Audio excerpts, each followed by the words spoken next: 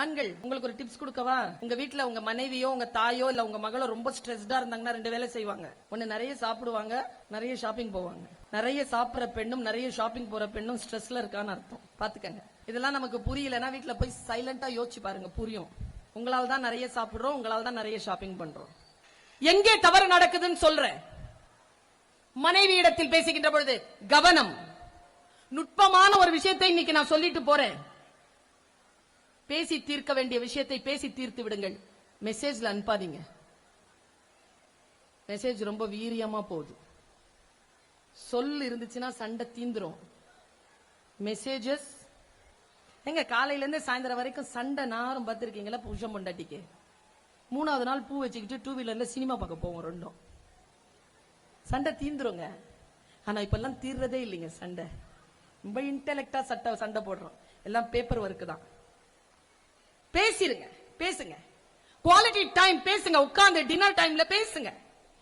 போன்ல எடுத்தீங்கன்னா நான் ரொம்ப கவலைப்படுறேன். இந்த போன் புருஷன் கிட்ட பேசுறதுக்கு டைம் இல்ல, மனைவி கிட்ட பேசுறதுக்கு டைம் இல்ல, பிள்ளைங்க கிட்ட பேசுறதுக்கு டைம் இல்ல. ஆனா ஸ்கிரீன் டைம் பார்த்தா 18 மணி நேரம். போன் மாயா போன். போன் பண்ணோம்னா வீட்டுக்காரம்மா போன் பண்ணுது. எங்க இருக்கிறீங்க? என்ன சொல்லு சொல்ல எங்க இருக்கிறேன்னு. இப்ப எனக்கு தான் போன் வந்துச்சு, நான் ஆன் பண்ணி விட்டேன். பேசிட்டு இருக்கிறேன்னு தெரியட்டும். ஆன் பண்ணி விடுங்களேன். அம்மா அப்பா 2 பேருடைய போனுடைய பாஸ்வேர்டு அம்மாவுக்கு அப்பாவுக்கு தெரியாது, அப்பாவுக்கு அம்மாவுக்கு தெரியாது. இதை நாங்க சொல்லவும் முடியாது. பிரைவேசி. நான் ஒரு நுட்பத்தை சொல்லி தரவா? போன்ல எதையுமே பரிமாறிக்கொள்ளாதீர்கள். நேர்ல பேசுங்க. அந்த தைரியம் இருக்கட்டும்.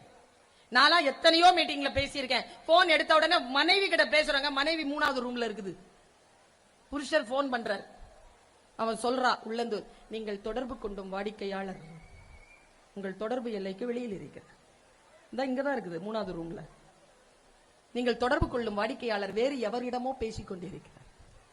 விளங்கிரும் குடும்பம். Phone quality time.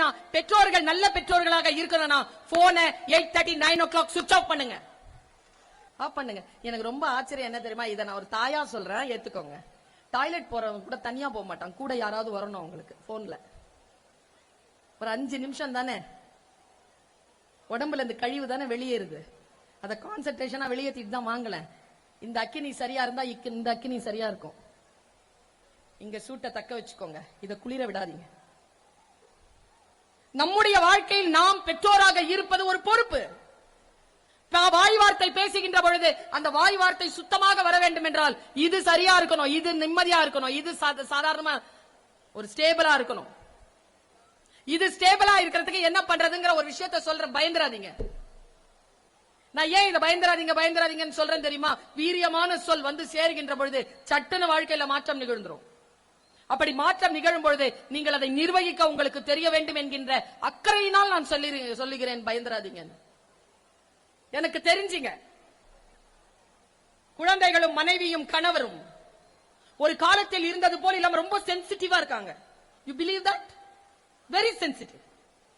காலையில காலேஜுக்கு போனேங்க. பழம் 11 மணிக்கு ஒரு பழம் சாப்பிடலான்னு பழம் நேற்று வாங்கி வச்சிருந்தேன். அதை விட்டுட்டு வந்துட்டேன். என் பிள்ளை ரொம்ப பாசம் என் மேல.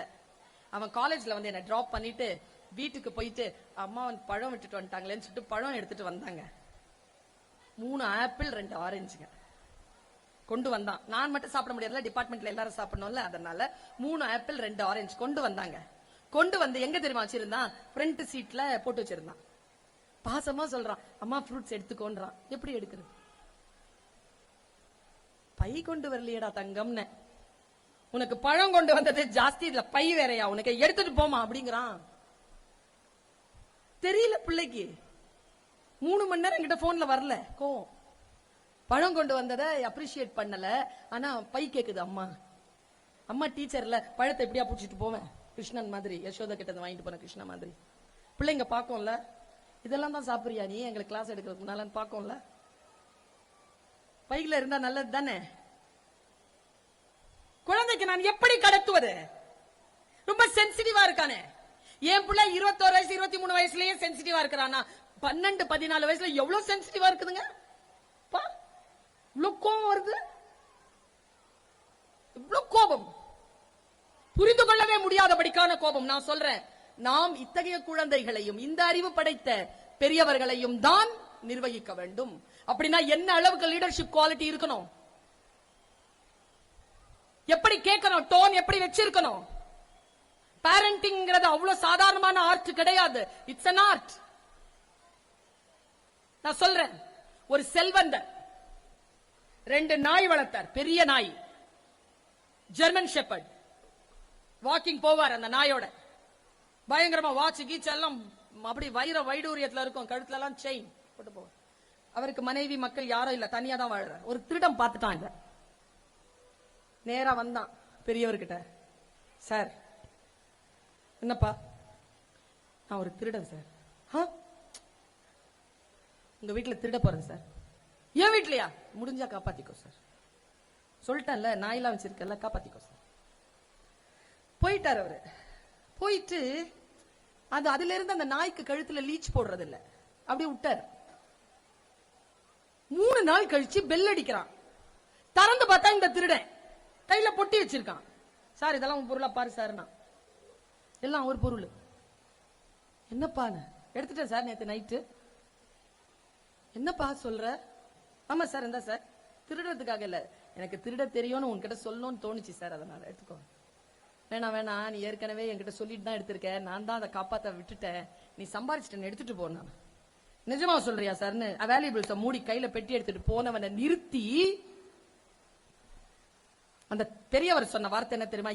என் வீட்டுல இந்த பொருள் எடுத்துட்ட, பரவாயில்ல, இந்த நாயை எப்படிடா சமாளிச்சேன்னு கேட்டிருக்கான். ஜெர்மன் ஷெப்பர்ட்ங்க 2ம் கடிச்சா 1/4 கிலோ எடுத்துரும். அப்படி வளர்த்த அந்த நாய்களை எப்படிடா சமாளிச்சேன்னு கேட்டா, அவன் சொன்ன பதில் தான் உங்க எல்லாருக்குமான செய்தி. அவன் செல்வந்தரை பார்த்து ஒரு கேள்வி கேட்டான். சார், என்ன போட்டு சார் வளர்க்கிற உன் நாய? கறி, சிக்கன்? ஆமா, நான் மத்தி மீன் போட்டேன் சார். மத்தி மீன் போட்டியா? ஆமா. சாப்பிட்டுருச்சிங்களா?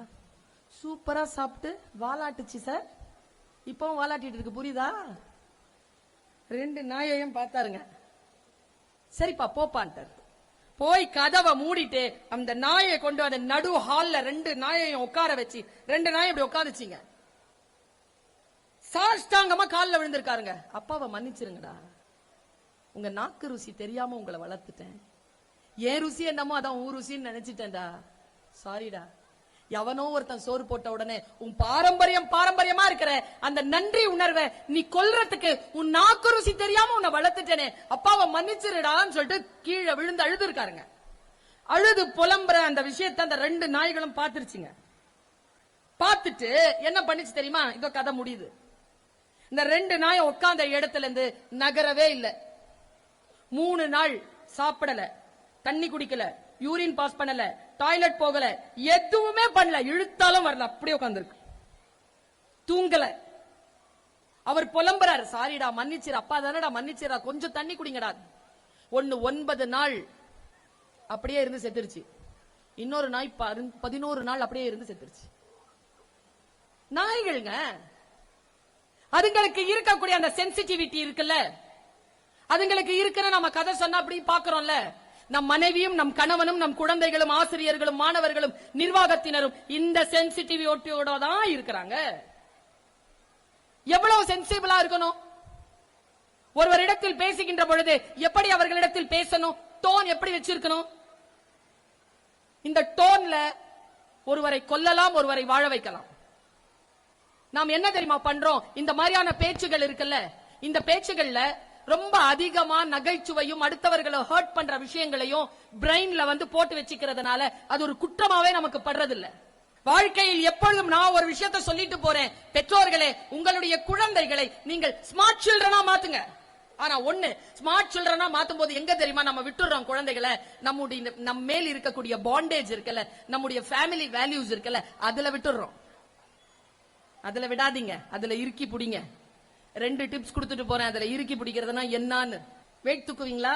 ஷாப்பிங் போயிட்டு வந்துட்டு பெற்றோர்களுக்கு சொல்றேன், கையில வெயிட் இருந்துச்சுன்னா அந்த வெயிட்டை எந்த ஒரு குழந்தை தன் கைக்கு மாற்றிக்கொள்கிறதோ அந்த குழந்தை பெற்றோரை முதிர முதிர பார்த்துக் கொள்ளும். இல்ல நீ பெட்டிய தூக்கிறாத, நீ வெயிட்ட தூக்கிறாத, நான் தூக்கிட்டு வரேன் அப்படின்ட்டு சோத்து மூட்டைய கூட கையில கொண்டு போற பேரண்ட்ஸ் இருக்கிறீங்கல்ல, நீங்க சாவர வரைக்கும் உங்க பிள்ளைய நீங்க தான் சுமந்தாகணும். இன்னில இருந்து இந்த சகோதரி சொல்ற ஒரு வார்த்தையை வீட்டுல பயன்படுத்துங்க. இங்க பாருடா, என்னையும் என் பொண்டாட்டியே நீ பாத்துக்க வேணாம், நீ ஒழுங்கா படிச்சு ஒழுங்கா ஆளாயி உன்னுடைய வாழ்க்கையை பார்த்துட்டு நீ போனா போதும் இப்படின்னு சொல்ற பெற்றோர்களா நீங்க? இன்னில இருந்து டைலாக மாத்துங்க. ஏன்னா அவன் அப்படிதான் இருக்கிறான். மாத்துங்க. எப்படி மாத்தணும் தெரியுமா? அங்க பாருடா, நானும் என் பொண்டாட்டியும் அனுபவிக்கிற எதையுமே அனுபவிக்காம எல்லாத்தையும் சேர்த்து சம்பாதிச்சதெல்லாம் சேர்த்து வச்சு படிக்க வைக்கிறோம்டா. எல்லாத்தையும் பாத்துக்கிறாங்களாம், பில்லு வரும் தானே, குடுக்கிறோம்டா. நீ வளர்ந்து ஆளாகி என்னையும் என் பொண்டாட்டியையும் என் பிள்ளைங்களையும் பாத்துக்க கூடிய குடும்ப தலைவனாக நீ உயர வேண்டும்னு சொல்லி சொல்லி பிள்ளைய வளர்ந்து ஒரு பாண்டேஜை ஏற்படுத்துங்க பிள்ளைகளிடத்தில். பல நேரங்களில் நாம் செய்யக்கூடிய பிள்ளைகளை நாம் கனெக்டடாவே வளர்க்கறதே இல்ல. கனெக்டடா இருந்து வளருங்க. நான் ரொம்ப முக்கியமான ஒரு குண்டை தூக்கி போட போறேன். இப்போ என் அண்ணன் ஸ்கூல்ல இருந்து வந்த உடனே எங்க அப்பா என்ன செய்வார்னா, அவனுடைய பேக் இருக்குல்ல அதை கொட்டி பாப்பார், உள்ள ஏதாவது கிடைக்குதான்னு. கண்காணிச்சு வளர்த்தாரு எங்க அப்பா எங்க அண்ணனை. இப்ப நான் அப்படி எல்லாம் கொட்டி பார்த்தாலும் உள்ள ஒன்னும் இருக்காது. அவன் அதுல வைக்கிறதே இல்லை எதையும். அவன் எதுல வச்சிருக்கான்னு சொன்னா பயந்துருவீங்க. நீங்க என்னவா வச்சிருக்கான்னு சொன்னா இன்னும் பயந்துருவீங்க. பயப்படாதீங்க. அடாலசன் குழந்தைகளை வச்சிருக்கிறீங்கல்ல, சின்ன பிள்ளைங்களை 7th ஸ்டாண்டர்ட் 6th ஸ்டாண்டர்ட் அம்மாக்கள் இருக்கிறீங்களா? அம்மாக்கள் இருக்கிறீங்களா? உங்க போன்ல தான் வச்சிருக்குதுங்க எல்லாம். நமக்கு தெரியாது அதன் பாஸ்வேர்ட் உள்ள வச்சிருக்குதுங்க. இன்னொரு விஷயம் சொல்லவா? பயந்துட மாட்டீங்களே, பயப்படுற மாதிரி தான் சொல்லிட்டே இருக்கிறேன்னு நினைக்காதீங்க. பயந்துடாதீங்க. ஆனா பயப்படுற விஷயம் தான். துணிஞ்சு அதை எதிர்கொள்ளுங்க. எல்லா குழந்தைகளுக்கும், என் குழந்தை உட்பட 2 ஃபேஸ் இருக்கு. ஒரு ஃபேஸ் தான் நமக்கு தெரியும், இன்னொரு ஃபேஸ் டீச்சர்ஸ்க்கு தெரியும். டீச்சர்ஸை நம்புங்க. டீச்சர்ஸ் கிட்ட உட்கார்ந்து பேசுங்க. அது என்ன 2 ஃபேஸ்னு சொல்லவா? அவரை ஒரு அண்ணாமலை படம் பாத்தியான்னு கேட்டார்ல, பாட்ஷா படம் பாத்தீங்களா? அதுல அவர் உள்ள போவார்ல, என் பேர் மாணிக்கம், எனக்கு இன்னொரு பேர் இருக்கு. அந்த 2வது பேஸ் இங்கதான் தெரியும், எங்களுக்கு தான் தெரியும். நம் குழந்தையினுடைய விஷயங்கள் நமக்கு தெரிய வேண்டும். அவன் எதுல இன்ட்ரெஸ்டா இருக்கிறான், அவன் எதுல இன்ட்ரெஸ்டா இருக்கிறான் நமக்கு தெரியணும். நான் ஒரு விஷயத்த சொல்றேங்க. என்னுடைய பையனை நான் வந்து ஃபுட் ஹில்ஸ் ஆஃப் ஊட்டியில படிக்க வச்சேங்க. 10th ஸ்டாண்டர்ட் ஒரு வாட்டி. நான் இதை ரொம்ப சொன்னது இல்லையா, உங்க மேல ரொம்ப பாசமா இருக்கிற, அதனால சொல்றேன். எனக்கு வந்து போன் வருதுங்க, மேடம் கொஞ்சம் ஒரு 8 வந்துட்டு போங்க. ஒரு 8 எங்க இருக்குது? ஊட்டி. நான் இருக்கிறேன் சென்னை. போடு பிளைட் டிக்கெட். பதறி அடிச்சுட்டு போய் இறங்குறேன். பையன் நிக்கிறான் பிரின்சிபல் ரூம்ல. இன்னைக்கு இருந்தா அந்த பிரின்சிபல் இருந்தாங்கன்னா இந்த யூடியூப்ல அதை பார்த்துட்டு இருப்பாங்க. நிக்கிறான். உங்க பையனை கூட்டு போயிருங்க மேடம். என்ன பண்ணா? அன்பார்லிமெண்ட் வேர்ட்ஸ் சொல்றான். அப்புறம் இந்த நியூ இயர் அன்னைக்கு கலாட்டா பண்ணிருக்காங்க எல்லாரும் சத்தம் போட்டு. எடுத்து பார்த்த உடனே யாராவது இழுத்து பார்த்தாங்களா, உடனே அவன் சொன்னா யாரா அது அப்படின்னு கேட்டாங்க. நான் டீச்சரை கேட்கலாமா? அரை இன்னொரு வேலை பண்ணிருக்கான். இப்படி சொல்றது தமிழ் டீச்சர் ஒருத்தர், அவர் வந்து சொல்லியிருக்காரு, +2 பசங்களை எல்லாம் பேசாத, 10th ஒழுங்கா படின்னு. அவங்க டார்மெட்ரியில மேல இருப்பாங்க, கீழே இருக்கும் அந்த டீச்சர்ஸ்க்கான இடம். அந்த டீச்சர்ஸ் ரூம்ல வாசல்ல போய் குடும்பத்தோட இருப்பாங்க அவங்க. அந்த மாதிரி ஒரு குருகுலம் மாதிரியான அந்த ஒரு ஸ்கூல்ல தான் என் பிள்ளைய படிக்க வச்சேன். வெளியில பால் இருக்குல்ல, சக்கரை கலந்த பால், அதை ஊத்திட்டு இருக்காங்க. வழுக்கி விழுட்டோன்னு என் பிள்ளைங்க பண்ணிட்டாங்க. இதை யாரோ போய் அவர் வழுக்கி விடக்கூடாதுன்னு போய் அவரை சொல்லிட்டாங்க. இந்த கம்ப்ளைண்ட் எல்லாம் வந்துருச்சு, போங்கங்கிறாங்க, கூட்டிட்டு போங்கங்கிறாங்க. பையனை பார்த்தேங்கண்ணா. என்ன நினைக்கிறீங்க? குழந்தை மூஞ்சி எப்படி இருக்கும்? ஆஸ்பத்திரியில இருந்து பிறக்க வச்சு கையில டவல்ல சுத்திட்டு வந்தல அந்த மூஞ்சி வச்சிருக்கான். அப்படி வச்சிருக்காங்க, இப்படி இருக்கான். செஞ்சியாடா? நாங்க லெட்டர் ஒண்ணு கொடுத்தாங்க பிரின்சிபல். இந்த பிரின்சிபல் லெட்டர் எடுத்து பாக்குறேன். பிரின்சிபல் இவன் எழுதின மன்னிப்பு கடிதம். என்ன இங்கிலீஷுங்க, 10th ஸ்டாண்டர்ட் தான். மன்னிப்பு பார்த்தா இங்கிலீஷ் பிரமாதமா இருக்கு. நீயாடா எழுதுனா? ஆமா நான் டீச்சர் கிட்ட சார். இவன் எழுதல, நீங்க எழுதி சைன் வாங்கி. இல்ல மேடம், அவன் தான் மேடம் எழுதுனானா. எல்லாத்தையும் பக்கத்துல ஒதுக்கி வச்சுட்டு நான் ஒரு விஷயம் தான் சொன்னேன் டீச்சர் கிட்ட, மன்னிச்சிருங்க, இனிமேல் செய்யாதபடிக்கு நான் பாத்துக்கிறேன். அந்த பேப்பர் மட்டும் ஜெராக்ஸ் எடுத்துட்டு வந்துட்டேங்க. அந்த லெட்டர் அவனுடைய அந்த இங்கிலீஷ் நாலேஜ் இருக்குல்ல, என் மனசுல அன்னைக்கு முடிவு பண்ண, இவனை இவ்வளவு அழகா டிராஃப்ட் எழுதுற இவனை இங்கிலீஷ் லிட்டரேச்சர்ல சேர்க்கணும், இல்லைன்னா லாயர் ஆக்கணும். இப்ப அவன் BA LLB ஆனர்ஸ் முடிச்சிட்டு LLM இந்த வருஷம் ஜாயின் பண்றான். ஒரு மன்னிப்பு கடிதத்தில் நான் என் பிள்ளையை கண்டெடுத்தேன். சரி, அவன் பால் ஊத்திட்டான்ல, திட்டவே இல்லை நான் அவனை. கீழே டீச்சர் கீழே விழணும், பால் ஊத்தினால நான் திட்டல, எனக்கு ஒரே பிள்ளைதான். ஆனா காலம் வந்தது, திட்டத்துக்கான காலம் வந்தது. கடவுள் அப்படிதான் அப்படி கொடுப்பாரு. நான் 2 வீலர்ல போகும்போது கீழே விழுந்து கால் உடைஞ்சிருச்சு. ஆஸ்பத்திரியில கிடக்கிற பிள்ளை கிட்ட சொல்லல, 3 மாசம் கிடந்தேன் ஹாஸ்பிட்டல்ல. எக்ஸாமினேஷன் சொல்லல, அவன் தெரிஞ்சு ஓடி வந்தாங்க. அவன் ஓடி வந்து என் காலில் விழுந்துட்டு புலம்புறான், எப்படிமா விழுந்த, எப்படிமா, என்கிட்ட ஏமா சொல்லல, போன்ல சொல்லலையம்மா, 3 மாசமா கிடைக்கிறியாமேமா, என்னம்மான்னு கேட்டுட்டே இருந்தான். அப்ப நான் சொன்ன பதில் என்ன தெரியுமா? எப்படி விழுந்தன்னு கேட்டான். 1.5 வருஷம் கழிச்சு சொன்னேன், நீ 10th ஸ்டாண்டர்ட்ல அங்க ஊத்துன பாலு ராயப்பேட்டால என்ன வழுக்கி விட வச்சிருச்சுடா. செய்வான் அவன் தப்பு. இனிமேல் யாருக்கும் எந்த தீங்கும் செய்தால் கர்மா ஒரு ரவுண்ட் அடிச்சிட்டு நம்ம கிட்ட தான் வந்து சேரும் என்பதனை பிள்ளைகளுக்கு சொல்லக்கூடிய காலம் வருகின்ற பொழுது விழிப்புணர்வோடு என் பெற்றோர்களே சொல்லிக் கொடுத்து விடுங்கள். குழந்தைகள் நம்மை பார்த்து வளர்கிறார்கள். அவர்கள் நம்மை பார்த்து வளர்கின்ற பொழுது அவர்கள் யாதொரும் குற்றவாளியாக வந்து விடாமல் அவர்களை மிகப்பெரிய அளவிலே வளர்த்து விடுங்க. வேல்முருகன் சார் ஒரு வார்த்தை சொன்னார், கேடிஆருக்கு கீழே யாராலையும் வளர முடியாது, அது ஆலமரம். ஆனா ஒரு விஷயம் சொல்லவா வேல்முருகன் சார், ஆலமரம் என்பது தனித்த மரம் அல்ல, அது தன் விழுதுகளை எல்லாம் விதைகள் ஆக்குகின்ற மரம்.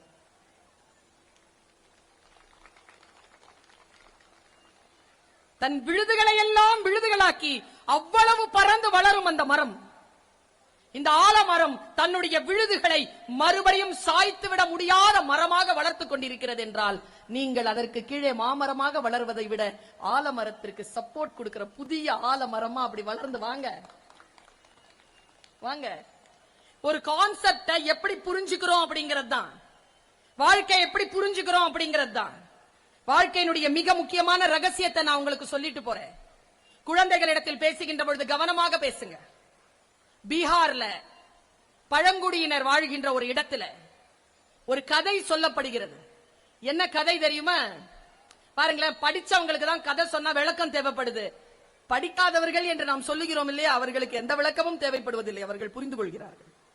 குழந்தைகளைப் போல புரிந்து கொள்வார்கள் குழந்தைகள். நீங்க நினைக்கிறீங்களா? நீங்க சொல்றதை விட அவங்க கூடுதலா புரிஞ்சுக்கிறாங்க. அதான் இன்னைக்கு குழந்தைகள் கிட்ட இருக்கிற சிக்கலே. ஒரு புறா தலைவன் இருந்தானாம்.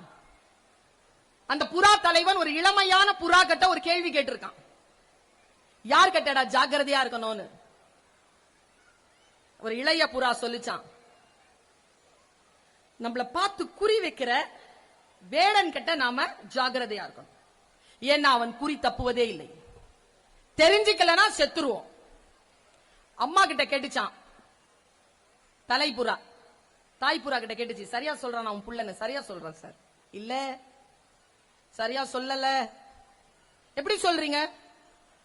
குறி வைக்கிற வேடுவன் கிட்ட ஒரு புறா ஜாக்கிரதையாக இருக்க வேண்டும் என்று நான் சொல்லிக் கொடுத்தது என்ன தவறு?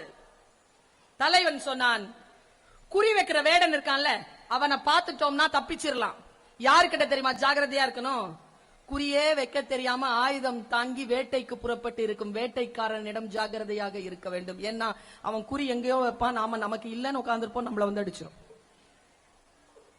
இப்படி சொல்லி தருகிறான் அந்த தலைவன். யாரிடத்தில் நாம் ஜாக்கிரதையாக இருக்க வேண்டும்? விஷயம் தெரிந்தவர்களோடு அல்ல, விஷயம் தெரியாமல் அதிகாரம் கையில் வைத்திருக்கிறார்கள் இல்லையா, அவர்களிடத்தில் நம்மை ஜாக்கிரதையாக வளர்த்துக் கொள்ள வேண்டும் என்று பிள்ளைகளுக்கு சொல்லிக் கொடுங்க. பல நேரங்களில் நாம செய்யற தப்பு என்ன? இப்ப நான் இருக்கிறேங்க, 45 வயது கடந்து இருக்கக்கூடிய எனக்கு என்னுடைய அம்மாவை பார்க்கிற 79 வயசுங்க எங்க அம்மாக்கு. இன்னைக்கும் என் தாய் பைசோனிசாவின் கண்களிலே கொஞ்சம் கண்ணீர் வந்தாலே ஈரல் நடுங்கிறோங்க எனக்கு. நான் இறைவன் மீது சாட்சியா சொல்றேன். எங்க அம்மா கண்ணில் என்னால கண்ணீர் பார்க்க முடியும், சின்ன வயசுல இருந்து பார்க்க முடியாது என்னால. எங்க அம்மா அழுதாங்கன்னா நான் அப்படியே போய் அவங்க அம்மாவை கட்டி பிடிச்சுப்பேன். நான் என்னன்னு தெரியல, அது அது இயல்பா இருக்கு. ஆனா நான் அழுதா என் புள்ள கேட்கிறான், காலையில நல்லா தானே இருந்த, என்ன மேட்டர் இப்படி கேட்கறாங்க. அவன் 21 வயசுல கேட்கறாங்க. நான் என்ன தெரியுமா கவலைப்படுறேன், அவன் என்கிட்டயாவது கேட்கிறான், அவன் புள்ள அவன் கிட்ட என்ன கேட்கும்? எப்படி வளர்க்கிறோம் நாம? சரியா வளர்க்கிறோமா? பிள்ளைகளை தாய் தந்தையர் மீதான அந்த பாண்டேஜோட குழந்தைகளை வளர்க்கிறோமா? இமோஷனையும் இன்டெலெக்சுவாலிட்டியும் சேர்த்து கொடுக்கிறோமா? ஏதோ ஒரு விதத்தில் ஒரு கோபமும் ஒரு ஆத்திரமும் கொண்டுதானே பிள்ளைகள் வளர்கிறார்கள். நான் வளரும் பொழுது எங்க அம்மா எனக்கு, நான் தப்பு பண்ணிட்டேன்னா எனக்கு சோறு கொடுக்காது. நான் கொஞ்சம் நல்லா சாப்பிடுற பிள்ளை, பார்த்தாலே தெரியும். நான் சாப்பிடுவேன், அரிசி மட்டும் நல்லா இருக்கணும், வெஞ்சனம் எதுவா இருந்தாலும் பரவாயில்ல சாப்பிட்டுருவேன். சோறு சரியா இருக்கு, தண்ணி ஊத்தி கொடுத்தாலும் சோறு சரியா இருக்கு, சாப்பிட்டுருவேன், வயிறு நிறைய சாப்பிடுவேன், பசி தாங்க மாட்டாங்க. தப்பு செஞ்சா எங்க அம்மா எனக்கு சாப்பாடு கொடுக்க மாட்டாங்க. போய் நின்னு இருக்கிறேன் நான் பல நேரங்கள்ல 3 நாள் 3 வேளை, 3 நாள் 3 வேளை சாப்பிடாம. கருணையே இருக்காதுங்க எங்க அம்மாக்கு, வந்து கூப்பிடவே கூடாது. அப்புறமா நான் தான் யோசிப்பேன், மானமா உயிரா, உயிரோட இருந்தாதான் மானத்தை பத்தி பேச முடியும். மா சாரிமா சொல்லிட்டு சாப்பிட்டு இருக்கேன். நான் அம்மாட்ட கேட்டு, என் பிள்ளைய நான் அப்படி வளர்க்க முடியலையே. ஏன்னா எங்க அம்மாக்கு 5 பிள்ளை, ஒன்னு போனா இன்னொன்னு, எனக்கு இருக்குது ஒன்னே ஒண்ணு. அதுகிட்ட எப்படி நான் விளையாடுறது? சட்டுன்னு பயமுறுத்துறாங்களே, வித்தியா அந்த முகம் மாறும்பொழுதே குப்புன்னு எங்கேயோ பிடிக்குதே. இந்த தலைமுறையின் மீது இருக்கக்கூடிய மிகப்பெரிய கவலை என்ன தெரியும்? என்னையும் சேர்த்து சொல்கிறேன். உங்க வீட்டுல இருக்கிற பிள்ளைய விட என் வீட்டு பிள்ளை ஒரு 10 வயசு கூடுதலா இருப்பான், ஒரு 8 வயசு 7 வயசு கூடுதலா இருப்பான், அவ்வளவுதான். குழந்தைகளை நானும் நீங்களும் வைத்திருக்கிறோம். நானும் தாயாக நின்றுதான் பேசுகிறேன், ஒரு ஆசிரியராக நின்றுதான் பேசுகிறேன். யார் சொன்னாலும் என்ன சொல்லப்படுதுங்கிறத பாருங்கிறான் வள்ளுவன் சொல்லிட்டு விளக்கம் சொல்றாங்க. பர்வீன் சுல்தானா வித்தியாசமா பாக்குறேன். ஏன் உங்கள் மத்தியில் வந்து சேருகிறேன்? பார்வை வித்தியாசம் தான். அப்பன் தோண்டிய கிணறு என்பதற்காக உப்பு தண்ணீரை நான் குடிப்பதில்லை. ஏன் எதற்கு என்று விசாரிக்கிறேன். பாருங்க, யார் என்ன சொன்னாலும் என்ன சொல்லப்படுதுங்கிறத பாருங்கிறான் வள்ளுவன். அப்படித்தானே? இப்போ ஒரு குடிகாரன் சாக்கடையில புரண்டுகிட்டு இருக்கான், ஒரு சின்ன பையன் சாராயம் வாங்க போனான். சாக்கடையில புரண்டுட்டு இருக்கிறவன் சின்ன பையனுக்கு அட்வைஸ் கொடுக்கறான். என்ன அட்வைஸ் தெரியுமா? குடிக்காத. சின்ன பையன் பதில் சொல்றான். என்ன சொல்லுவான்? என்ன சொல்லுவான்? சொல்லுங்க, என்ன சொல்லுவான்? உனக்கு என்ன யோகியதை இருக்கு, நீயே குடிச்சிட்டு கீழே கிடக்கிற. இதை எழுதுகிறார் கண்ணதாசன். கண்ணதாசன் சொல்கிறார், நீ குடிக்காதே என்று சொல்லக்கூடிய தகுதி சாக்கடையில் புரண்டு கொண்டிருக்கிறானே, அவனை தவிர வேற யாருக்கடா இருந்து விட முடியும்? அவன் தானே அதில் பாதிக்கப்பட்டவன், அவன் தானே. அவன் தானே சொல், எப்பொருள் யார் யார் வாய் கேட்பினும் அப்பொருள் மெய்ப்பொருள் காண்பதறிவு. எந்தெந்த வாய் யார் சொல்றான்னு பார்க்காத, என்ன சொல்லப்படுதுன்னு பாருன்னு சொன்னால. இப்ப நான் விளக்க மாத்துறேன். யார் சொன்னாலும் யார் சொல்றான்னு பாருங்க. அக்பர் உட்கார்ந்து இருக்காரு, பீர்பல் உட்கார்ந்து இருக்காரு. அக்பர் ஒரு காரியம் செய்யறார், பீர்பலுக்கு கோவம் வந்துருச்சு. 2 பேரும் தனி அறையில் உட்கார்ந்து இருக்காங்க. பீர்பல் இப்படின்னாரு, உள்ள இருந்து காவலாளி ஓடி வந்தான். தவறாக தியானம் செய்கிறார், தப்பு தப்பாக பேசுகிறார், அக்பரை கைது செய்யினார். காவலாளி நின்னுட்டு இருந்தான், ஒன்னும் சொல்லல. அக்பர் சொன்னார், என்னை கைது செய் என்று சொன்ன பீர்பலை கைது செய். உடனே கைது செஞ்சிட்டான் காவலாளி. இப்ப புரியுதா? எப்பொருள் யார் யார் வாய் கேட்பினும், யார் வாயிலிருந்து வருது அதுவும் முக்கியம். யார் வாயிலிருந்து வந்தாலும் உடனே செஞ்சிடக்கூடாது, யார் வாயில வருதுன்னு பாருங்க. பிரதமர் மோடி அவர்கள் சமீபத்துல தேர்வும் தெளிவுங்கிற பேச்ச 2.5 கோடி மக்களுக்கு, மாணவர்களுக்கு நிகழ்த்தி இருக்கார். முடிஞ்சா யூடியூப்ல போய் அதை பாத்துருங்க. அவர் பேசின பேச்சு முழுமையா பத்திரிகையில வந்திருக்கு, டைம்ஸ் ஆஃப் இந்தியால. நான் 5 நாளைக்கு முன்னால் படித்தேன். 3 விஷயத்தை உங்ககிட்ட கடத்துறேன். நம்ம பிரதம மந்திரி பெற்றோர்களுக்கு தருகின்ற மிக முக்கியமான டிப்ஸ். அவருடைய ஸ்கிரிப்ட் மிக முக்கியமானது. பெரிய பெரிய ஐஏஎஸ் ஆபீசர்ஸும் மந்திரிகளும் உடன் இருந்து தயாரித்த ஒரு ஸ்கிரிப்ட பிரதம மந்திரி பேசுறார். அவர் சொன்ன ஒரு விஷயம் என்ன தெரியுமா? எனக்கு ரொம்ப பிடிச்சது. Dear parents, your children's report cards are not your visiting cards. உங்கள் குழந்தைகளின் ரிப்போர்ட் கார்டு உங்களுடைய விசிட்டிங் கார்டு இல்லன்னு பிரதம மந்திரி பேசுறார். இன்னொரு 2 விஷயம் ரொம்ப பிடிச்சமான விஷயம். படுத்தவுடன் உறங்குவதற்கு உங்கள் பிள்ளைகளுக்கு பழக்குங்கள். 3வது, பிள்ளைகளே ரீல்ஸ் பார்க்குவதை நிறுத்துங்க. பிரதம மந்திரி சொன்னது. நாம் கொஞ்சம் நம்முடைய வாழ்க்கையில் நாம் எப்படி நடந்து கொள்ள வேண்டும் என்பதிலே கொஞ்சம் கவனம் இருக்கட்டும் என்பதற்காக சொல்லுகிறேன். Don't argue too much. ரொம்ப அதிகமா ஆர்கியூ பண்ணாதீங்க. என் வீட்டுல நான் ஆர்கியூ பண்ணி பல நேரங்கள்ல நான் தோத்து போயிருக்கேன். இது சாதாரணமான பேச்சிற்கான அனுபவம் கிடையாது. எங்கே பேச வேண்டுமோ அங்கே பேச வேண்டும், எங்கே பேசக்கூடாதோ அங்கே பேசக்கூடாது. அப்சர்வேஷன். இந்த அப்சர்வேஷன் நம்மை வாழ வைக்கும். பல நேரங்கள்ல தேவையில்லாத ஆர்குமெண்ட்டை தவிர்க்கணும் என்று இந்த நேரத்தில் நான் உங்களிடத்தில் கேட்டுக்கொள்கிறேன். பல்வேறு விதமான ஆர்குமெண்டால நம்முடைய வாழ்க்கை நமக்கு மிகப்பெரிய சவால்களை முன்னிறுத்துகிறது. ஒரு செய்தியை சொல்லிவிட்டு நான் இடம் சார்கிறேன். என்னுடைய பேச்சை நீங்க நிறைய யூடியூப்ல கேட்கலாம். கேட்கின்ற இப்ப கூட உங்க பிரின்சிபல் சொன்னாங்க, உங்க பேச்சை கேட்டு நான் தூங்குறதே இல்ல மேடம். நான் பல நேரங்களில் அந்த கேள்வி கேட்டிருக்கேன். நிறைய பெண்கள் அப்படி என்கிட்ட சொல்லுவாங்க, உங்க பேச்சை கேட்காம என் வைஃப் தூங்க மாட்டேங்கிறா, உங்க பேச்சை கேட்டுட்டு தான் தூங்குறான்னு. நான் என் கண்ணாடி முன்னால நின்று நான் என்னையே கேட்டிருக்கேன், தூங்க வைக்கவா பேசுற? பேச்சை கேட்ட உடனே எப்படி தூக்கம் வருது உங்களுக்குலாம்? நிறைய யோசிச்சிருக்கேன் நான். ஆனா என்ன ரகசியம் தெரியுமா? இந்த உலகம் நம்ம லாயக்கு இல்லாதவ, நம்ம எதுக்குமே உபயோகம் இல்லாதவர்கள் என்று நம்மை சுரண்டி நம்மை கசக்கி தூக்கி வெளியில் போடுகின்ற பொழுது, அந்த அங்கீகாரமற்ற தன்மையினால் மனம் உளைச்சலில் இருக்கின்ற பொழுது தூக்கம் எப்படி வரும்? அந்த நேரத்தில் நான் ஸ்கிரீன்ல வரேன், இந்த உலகம் அழகானது, நீ நிர்வாகத்திறன் பெற்றவள், நீ பேரன்பு கொண்டவள், நாளை காலை எழு, உனக்காகத்தான் இந்த சூரியன் உதிக்கிறது, நாளை காலை உனக்காக இந்த உலகம் காத்திருக்கிறது என்று நான் சொல்லுகின்ற பொழுது மனம் அமைதியாகி உறங்கி விடுகிறார்கள். நல்ல செய்திகள் தேவைப்படுகின்றன. நம்ம எல்லோருக்கும் மனதை கழுவுவதற்கு ஏதோ ஒரு சொல் தேவைப்பட்டுக் கொண்டுதான் இருக்கிறது. அதனால் சொற்களை மிக சிறப்பாக தேர்ந்தெடுப்பதற்கு கற்றுக்கொள்ளுங்கள். இந்த காது இருக்கல, இதில் எதில் விழ வேண்டும் எது விழக்கூடாது என்பதில் கவனம் வையுங்கள். இந்த கவனம்தான் நம்முடைய வாழ்க்கையை சரி செய்யும்.